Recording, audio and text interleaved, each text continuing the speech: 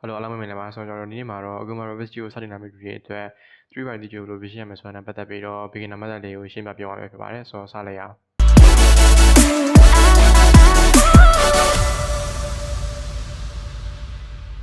်ဆိုတော့ကျွန်တော်တို့အရင်ဦးဆုံး Rubik's Cube မှာ3 layer ပါတယ်ပေါ့ first layer second layer third layer ဆိုပြီးတော့ကျွန်တော်အဲ့ layer တစ်ခုချင်းကိုရှင်းမှာဖြစ်တယ်ပထမ layer မှာဆိုလို့ရှိရင်တော့ဘာအကွက်တမတော့မလို့ဒါပေမဲ့ဒုတိယ layer ရောက်တဲ့အခါမှာကျွန်တော်အကွက်တန်ကိုစသုံးရမယ်။ဘာကြောင့်လဲဆိုလို့ရှိရင်ကျွန်တော်လောက်ခဲ့တဲ့ပထမ layer ပုံစံပြတ်တည်ရှိဖို့ဆိုလို့ရှိရင်အကွက်တန်ကိုသုံးရမယ်။အဲ့လိုပဲတတိယ layer ရောက်တဲ့အခါမှာဆိုလို့ရှိရင်ဒုတိယ layer ရောပထမ layer ရောပုံစံပြတ်တည်ရှိဖို့ဆိုလို့ရှိရင်အကွက်တန်ကိုသုံးရမယ်ပေါ့။ဆိုတော့ကျွန်တော်နောက်တစ်ချက်သိထားတင်တာကကျွန်တော်ဒီအလယ်ကpiece တွေကို center piece လို့ခေါ်တယ်။ဒီတောင်းနေမှာရှိတဲ့ piece တွေကို corner piece တွေလို့ခေါ်ပြီးတော့အဲ့ corner piece နှစ်ခုချားမှာရှိတဲ့ဒီအလယ်က piece တွေကိုကျွန်တော်တို့ S piece လို့ခေါ်တယ်ပေါ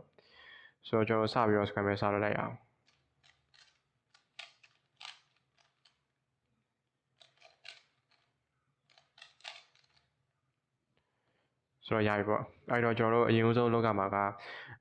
center piece တစ်ခုကိုယူရမယ်အဲ့ထက်မှာကျွန်တော်အထင်ရှားဆုံးဖြစ်တဲ့ white center piece တွေကိုကျွန်တော်ယူလိုက်မယ်ယူပြီးရတယ်ကျွန်တော်ဒီနားလေးမှာအပေါင်းပုံစံလေးဖော်ရမယ်ပေါ့ဆိုတော့အဲ့လိုဖော်ဖို့အတွက်ကျွန်တော်တို့အဖြူအောင်နဲ့ဆိုင်တဲ့ S piece တွေကိုလိုက်ရှာမယ်ဆိုတော့ဒီမှာပေါ့ဒီမှာတစ်ခုတွေ့တယ်အဖြူရဲ့လိမ်မော်ရဲ့ဆိုတော့ဒီမှာကလိမ်မော်ဖြစ်တဲ့အတွက်ကြောင့်ကျွန်တော်အောက်ကိုချပြီးတော့လိမ်မော်စင်တာနာတထမယ်ဆိုတော့ညီဝိုင်းဆိုတာနဲ့ကျွန်တော်ဒီအောက်ကအဖြူကိုကျွန်တော်ဒီအပေါ်ကအဖြူအောင်စင်တာနဲ့ညှိမယ်ဆိုတော့အပေါ်နှစ်ချက်တင်လိုက်မယ်1 2ဆိုပြီးကျွန်တော်နှစ်ချက်တင်လိုက်တဲ့အခါမှာဒီမှာလည်းတန်းသွားပြီဒီမှာလည်းတန်းသွားပြီပေါ့ဆိုတော့အဲ့လိုပဲကျွန်တော်တို့လိုက်ဖြည့်မယ်ဆိုတော့ဒီမှာပေါ့အဖြူရဲ့အပြာရဲ့ဆိုတော့အပြာအောင်စင်တာနာတထမယ်ညီဝိုင်းဆိုတာနဲ့ပုံနှစ်ချက်တင်လိုက်မယ်1 2ဒီမှာနောက်တစ်ခုအဖြူရဲ့အနီရဲ့ဆိုတော့အနီအောင်စင်တာနာတထမယ်ညီဝိုင်းဆိုတာနဲ့ပုံနှစ်ချက်ပြန်တင်လိုက်မယ်ဆိုတော့ကျွန်တော်တို့နောက်ဆုံးတစ်ခုပေါ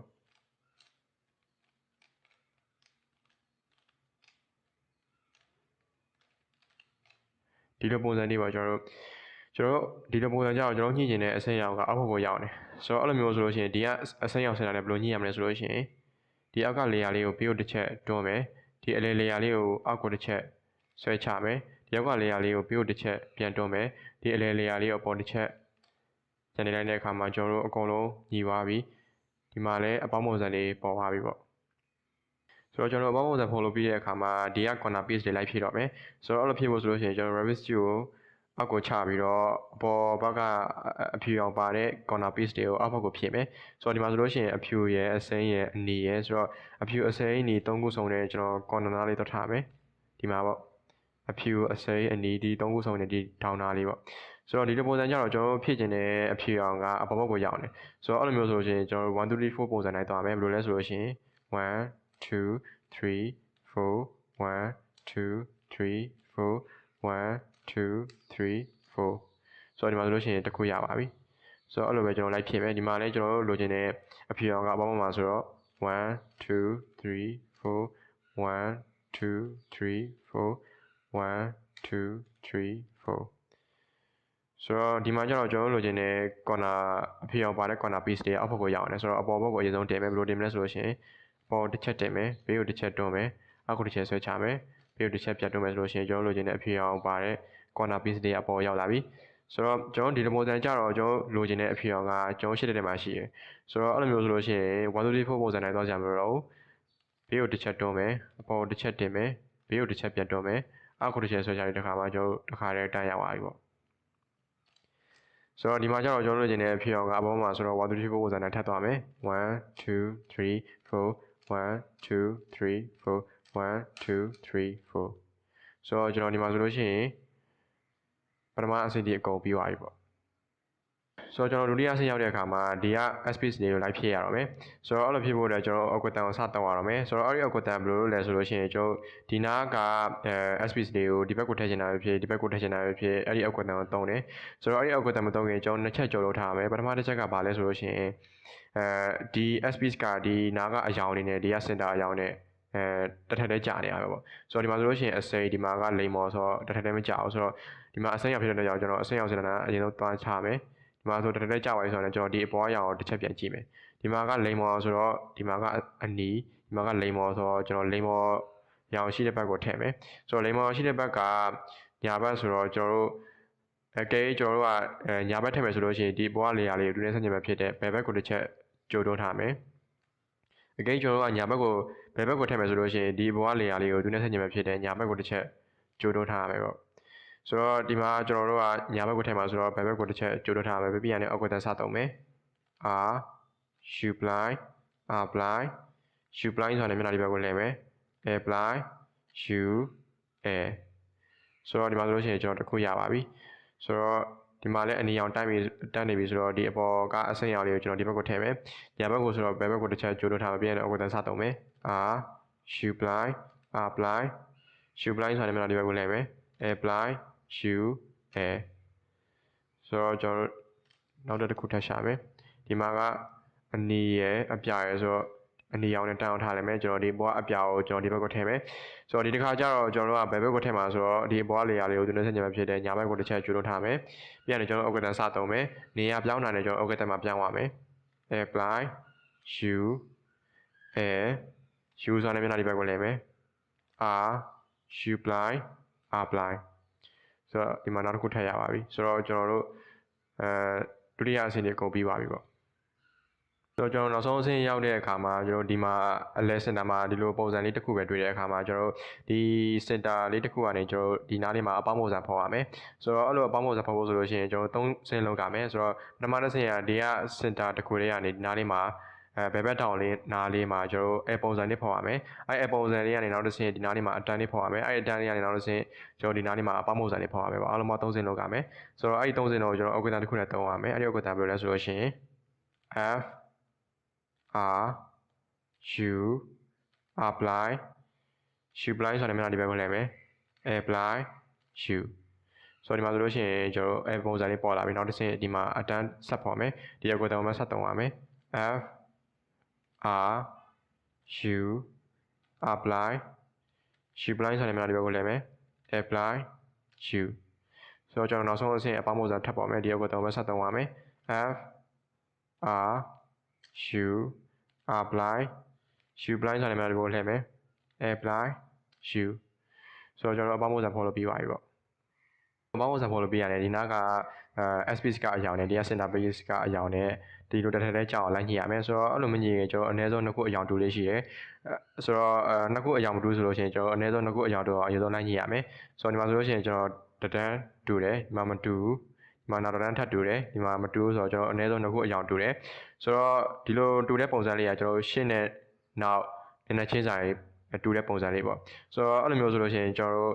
အကုန်လုံးအယောင်တူအောင်2ဆင့်လောက်ရမယ်ပထမတစ်ဆင့်ကကျွန်တော်ဒီရှေ့နဲ့နောက်ဒီလိုမျိုးအယောင်တူတဲ့ပုံစံလေးကနေနောက်တစ်ဆင့်ဒီလိုမျိုးဘေးချင်းကက်လျက်ရှိတဲ့အတန်းလေးတစ်ခုအယောင်တူအောင်လုပ်ရမယ်အဲ့ဒီဘေးချင်းကက်လျက်ရှိတဲ့အတန်းလေးတစ်ခုကနေပြီးတော့နောက်ဆုံးအဆင့်ကျွန်တော်တို့အတန်းတွေအကုန်လုံးအယောင်တူအောင်ဆက်လုပ်ရမယ်ပေါ့ဆိုတော့အားလုံးပေါင်းကျွန်တော်2ဆင့်လုပ်ရမယ်အဲ့2ဆင့်လုံးကျွန်တော်အောက်ကတန်းတစ်ခုနဲ့သုံးရမယ်အောက်ကတန်းကဘယ်လိုလဲဆိုလို့ရှိရင် r u apply u r u to apply u ဆိုတော့ဒီမှာဆိုလို့ရှိရင်ကျွန်တော်အနည်းဆုံး2ခုတူအောင်လိုက်ညှိရမယ်ဒီမှာတစ်ခုတူတယ်ဒီမှာနောက်တစ်ခုထပ်တူတယ်ဆိုတော့2ခုဆိုတော့ကျွန်တော်ပြောခဲ့လို့ပဲဒီမှာဆိုလို့ရှိရင်ကျွန်တော်ဘေးချင်းကက်လျက်ရှိတဲ့အတန်းလေး2ခုအယောင်တူပါပြီဆိုတော့အဲ့လိုတူပါပြီဆိုတော့လည်းအဲ့အတန်းလေး2ခုကိုကျွန်တော်တို့အနောက်ဘက်ကိုထားမယ်အယောင်မတူတဲ့အတန်း2ခုကိုကျွန်တော်ရှေ့တက်ကိုထားပြီးတော့ခုနသုံးခဲ့တဲ့အောက်ကတောင်းပဲဆက်သုံးရမယ် r u apply u r u to apply u ဆိုတော့ဒီမှာဆိုလို့ရှိရင်ကျွန်တော်အတန်းတွေအကုန်လုံးအယောင်တူပါပြီပေါ့ဆိုတော့ကျွန်တော်နောက်ဆုံးအဆင့်ဖြစ်တဲ့ဒီက corner piece လေးလိုက်ဖြည့်တော့မယ်ဆိုတော့အဲ့လိုဖြည့်ဖို့အတွက်ကျွန်တော်အောက်ကတန်းတစ်ခုကိုတောက်ရမယ်ပထမအောက်ကတန်းဘယ်လိုလဲဆိုလို့ရှိရင်ကျွန်တော်ဒီနားက corner piece လေးကိုပုံနေထားပြီးတော့ကျွန်တော်ဒီ corner piece 3ခုနေရာချိန်မှာပေါ့ဆိုတော့ဒီက corner piece ကဒီကိုရောက်မယ်ဒီက corner piece ကဒီကိုရောက်မယ်ဒီက corner piece ကဒီကိုရောက်မယ်ဆိုတော့အဲ့လိုချိန်ပါမှာပေါ့ဆိုတော့ကျွန်တော်ပုံမှန်ဖြစ်တဲ့ corner piece ကိုဘယ်လိုကြည့်မလဲဆိုလို့ရှိရင်ဒီ corner piece လေးပေါ့ဒီမှာဆိုလို့ရှိရင်အဝါအပြာအနီဒီမှာလဲအဝါအပြာအနီဆိုတော့ကျွန်တော်ဒီ corner piece တွေကသူ့ရဲ့ပုံမှန်နေရာမှာရှိရဲဆိုတော့ဒီ corner piece ဆိုလို့ရှိရင်အဝါအပြာလိမ္မော်ဒီမှာကျတော့အဝါအနီအစိမ်းဆိုတော့ဒီ corner piece ကနေရာလွဲနေတယ်ဆိုတော့ဒီ3ခုကနေရာလွဲနေတာပါဆိုတော့ကျွန်တော်ဒီ3ခုနေရာချိန်မယ်ဆိုတော့ကျွန်တော်အောက်ကတန်းစသုံးမယ် r supply apply u apply supply air u ဆိုတော့ကျွန်တော်ဒီမှာကအနီရောင်စင်တာဆိုတော့ကျွန်တော်ဒီနားကအနီရောင်ပါတဲ့ corner piece လေးကိုဒီထိရအောင်နေရာရှင်းမယ်ဒီအောက်ကတော့ပဲနောက်တော့ထပ်သုံးရမယ် r supply apply shoe apply shoe apply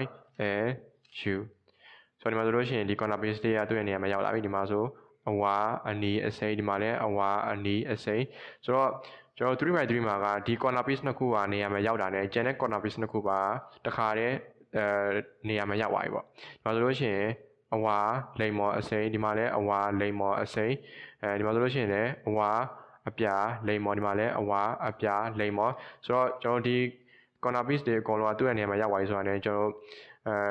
နောက်အောက်ကတန်းတစ်ခုသုံးလို့ရပြီဆိုတော့ဒီအောက်ကတန်းကဘယ်လိုလဲဆိုလို့ရှိရင်ကျွန်တော်ဒီ corner piece နှစ်ခုကိုတစ်ခုနဲ့တစ်ခုနေရာချိန်တာမဟုတ်ဘူးဒီ corner piece တစ်ခုထဲမှာပဲကျွန်တော်အယောင်လေးတွေပြောင်းသွားတာပေါ့ဆိုတော့ဘယ်လိုပြောင်းမလဲဆိုလို့ရှိရင်ကျွန်တော်ဒီကအဝါလေးကဒီအပေါ်ရောက်မယ်ပြီးရင်ဒီဘက်ကိုရောက်မယ်ဆိုတော့